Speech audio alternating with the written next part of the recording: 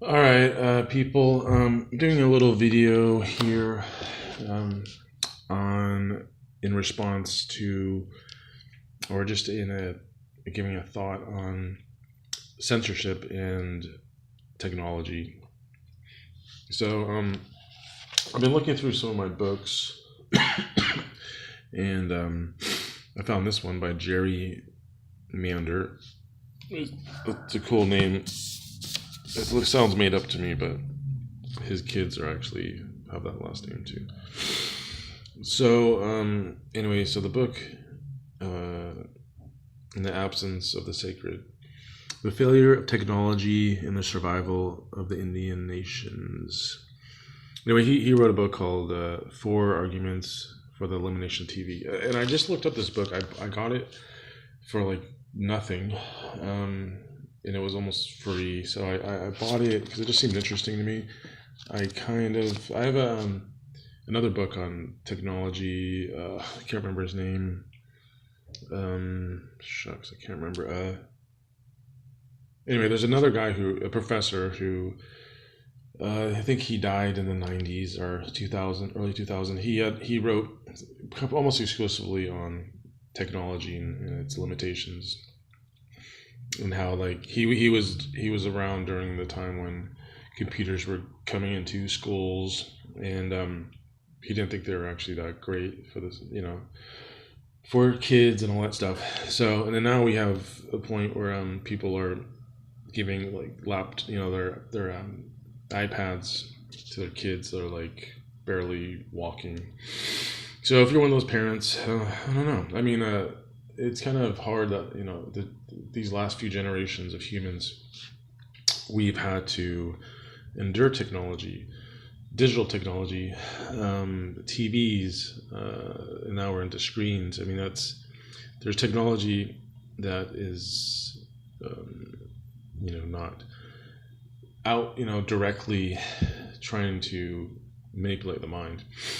Anyway, so there's TV, there's been radio, now there's the internet, and the internet / phones, which I'm filming on, screen pads, tablets, whatever you want to call them, computers, mobile, or we got completely mobile. So now we have these things in our hands at all times available to us.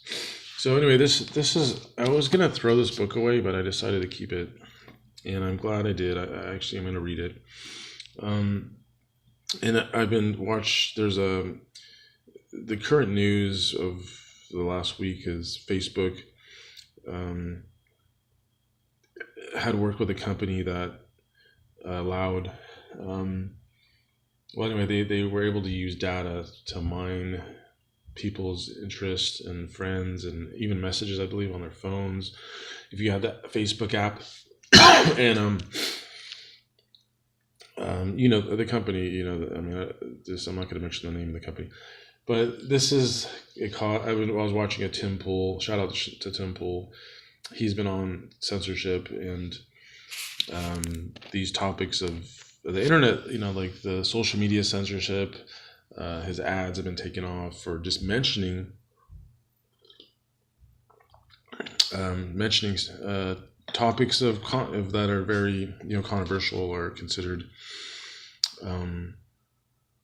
edgy or whatever. If it offends someone or something, it's he's been demonetized and all sorts of stuff. So he's on this topic. I think it's a little bit boring of a topic,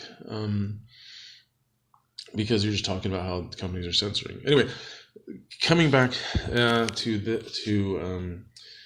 this book, I guess this is a book review in a way. In the absence of the sacred, this guy wrote a book about the 4 arguments for the elimination of television. So he's been on this topic for a while. The failure of technology and the survival. And so I've looked through this a little bit. This was from the copyright 91. The Sierra Club. Yeah, okay. The Sierra Club published this, and there's some videos of this Jerry Mander guy. He's in his upper age, So, and I read a little bit of the beginning, and it talks about how he wanted to write a book about Indians, and his publisher was like, "No, that's not gonna sell." So he basically combined a book about Indians and technology, and so he had this book previous that was warned about the dangers of television and all that stuff. So he's continuing with that. He also had a book which I liked. I'm kind of interested in. I think it was why globalism will not work or is not going to help. I forget the exact title, but he's basically saying globalism is not great. So that's a topic we can get to another time. But it all kind of works together. So here we have a review from Scott London. And Scott London, I think he's a public. I never heard of this guy, but apparently he's a public radio host, and he has something called what's it called? Scott London talks with Jerry Mander about the perils of economic globalization and mega technology. Again, the radio series is called Insight and Outlook. This is from '98. Okay, so it takes a number of years for these things to become relevant. So essentially, he has some good points that I think we need to look into. Basically, forget about censorship, forget about social media being banned on social media. What you can say, what you can't say. Tim Pool was making a point that there was the Atlantic magazine was taken off of a social media site for merely mentioning or having a video that had people of I don't know what they were protesting or some sort of, maybe, I don't know, we'll call them alt-right, I don't know. They just merely being on their video stream as a report got their account flagged. So journalism in the pure sense, you can't have anything. And this is about the computer technology of algorithms and machine learning, which is the rage out here. Because they're just going to flag things based on words, phrases, images. Somehow, I mean, it's robotic. So they're gonna find stuff that is just all blanketed the same. There's no nuance. There's no discrimination. There's no is this journalism? Is this straight propaganda? And then it doesn't even matter if there's free speech or not, because these companies are essentially, as Tim Pool mentioned, they're basically trying to save their own ass. Facebook lost some money, like 5% of its stock rating because of this scandal of downloading everyone's information. We all knew that this was happening, but now it's pretty obvious. It's something that needs to be we need to be reminded. It's like a Snowden event. We were like, oh, the government's not we can't let the government look at our emails. So then we let the companies like Facebook, mainly Facebook, Facebook, any other social media stuff, they're recording everything. They're making links. Who's your friend? What have you said? Apparently they recorded every message, and I kind of knew that. A lot of us know that.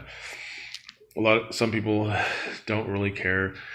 But there's other points, like they actually recorded your text messages. I believe this is hearsay. I just heard people mention this, that they record your text messages on your phone if you downloaded the app, the Facebook app.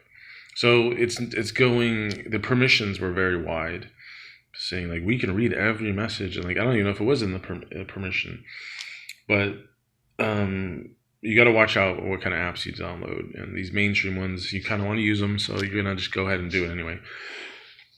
So anyway, this Jerry Mander has a good point, and Neil, what was it called? Neil. The other guy was Neil Portman. I guess Neil Portman. The other guy was Neil Portman, who is a professor. He warned about technology and how we may not need it, and tools are always, used in a way that eventually anyway, gets corrupted.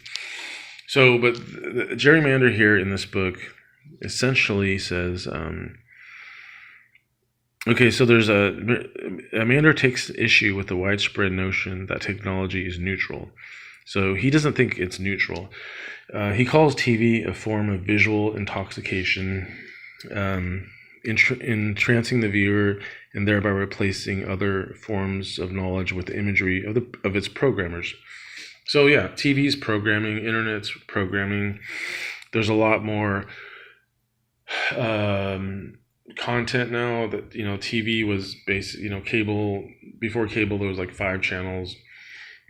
The stuff wasn't very, subversive. It's just like, dance shows, variety shows, sitcoms. But anyway, and cable, but you're being programmed essentially. This stuff is being controlled by few people. The internet has increased the number of people who, you're giving control to, what's in your mind. So anyway, okay. So he also says, he doesn't think technology is neutral. Okay, so he thinks that the pro-technology paradigm, he believes that that's people just grow up with technology. It's a pro-technology paradigm. The system of perception that makes us blind and passive when it comes to technology. It's a cultural mindset, living with technology. Okay, so he's basically saying we see the benefits of technology in our own lives, our own personal lives, but we don't see the wider picture. That's his main point. He's saying, okay, the vacuum machine, the machine vacuums our carpets, television keeps us informed, car gets us around, and computer allows us to work from home, etc. We make little attempt to understand the larger societal and ecological consequences. And then I'm just going to read through this quickly. The cost of technology, economic, social, environmental, in terms of public health. In a truly democratic society, he writes, any new technology would be subject to exhaustive debate, should be, subject to exhaustive debate. What a society must retain its option of declining a technology if it deems it harmful. It's basic. And as it is now, our spectrum of choice is limited to mere acceptance. Okay, here's the key point here again. The real decision about technology introduction are made only by one segment of society, the corporate, based strictly on considerations of profit. So there you have it. You anti-corporate people, you know about this. And the thing is, I think I wasn't so aware or willing to call the Silicon Valley a corporate, so much of a corporate structure. It's because it just seemed less intrusive, less just massive. And it turns out that they are corporate and they are for profit. If you looked at any kind of book on on Silicon Valley and startups and all that, of course they're there for profit, but it seemed like it was the smaller guys. The Silicon Valley technology seemed to be breaking the old paradigms of Sling, Netflix, Chromecast, YouTube, chat stuff, all kinds of, eBay, even Amazon, buying stuff. It seemed like we're breaking all the paradigms of going to stores, going to having to buy things at like whatever price, and we have more choices. We don't have to, like, the cable became like this too. Cable was not always $140. It used to be like $20, $10 even. I think even some cities had free cable, or they had the city would actually own its own cable companies. So what basically Silicon Valley and technology seemed to be friendly. The Apple computer, it seemed to be friendly and paradigm breaking, but technology in this case, it seems we're going back to the way it is, and always will be, I guess, is that technology will always be corrupted or taken over by corporations. So it probably wasn't always like that. Facebook was just a little stupid app for a dumbass guy that couldn't make friends. Now it's a billion-dollar company that tracks everything you do, makes total connections of everything said, done, in whatever, everything about you, if you put it up there, is available for them to harvest and to analyze and to sell this programming that we talk about on TV. We're back to programming you. Now we're just going to individually program you. You don't have one massive TV show with everyone's going to buy the same laundry detergent. They're going to sell you the one thing that you are looking for. I'm not weak, and customize it to you. So anyway, I recommend you looking into the couple of these books. Jerry Mander and I think it was Neil Portman has some books on technology and how they affect society. And he goes more into the professor side of it, like how technology has been used throughout time. So I have that book somewhere around here. I'll find it eventually. So as we get censored and as we get regulated, and these companies declare that you can't say anything you want on these platforms, and people complain about it, and people are going to be muzzled, and these companies are declaring themselves not public domain, and maybe we'll try to make them public domain. Maybe we shouldn't just use them at all. Maybe we should just forgo them. And I think that's the point we have to be looking at. In the book, it goes into, I won't forget about this, is like they talk about the Native Americans who, he says, that's in the book. Okay, he basically says the people who are the most likely to help humanity during this technological boom, and living, to find an alternate way of living, not using resources, destroying the environment, blah blah blah, are the native peoples. Now I could take, what is a native person? Could be a European native who lived, in a little village and made pasta, and maybe that's also native. So I'm not. I think all people, all cultures know how to live natively, but in this case, he's focusing on the Native Americans, which he probably had an interest and knows about. But we all could be natives. We all can reject some part of technology and not give your 1-year-old a screen to play with. And we got to somehow pull ourselves away from some of this technology and not be so wrapped up in it. What will we do with, will we be able to use the technology responsibly? That's up to all of us, I guess. So anyway, it's a good question. I think it's not against common sense to be concerned about this. So I'm just going to leave it at that. Technology may not be our friend. So instead of just worrying about censorship and who's saying what, where, maybe we should not say anything at all on these platforms and get back to our real, more of a real life, less screens, less computers, but and the people who haven't been indoctrinated with this stuff, you're probably lucky. So as these companies want to give everyone low bandwidth internet around the world, we need to connect everyone. That may be the worst thing in the world. So anyway, that's a lot to digest, and I'm going to cut it off before this gets too long, which I think I've actually filled that already. But anyway, thank you for listening if you have, and if you have any bits of information you'd like to give me, make a video and put a comment below. I'd like to hear what you guys think.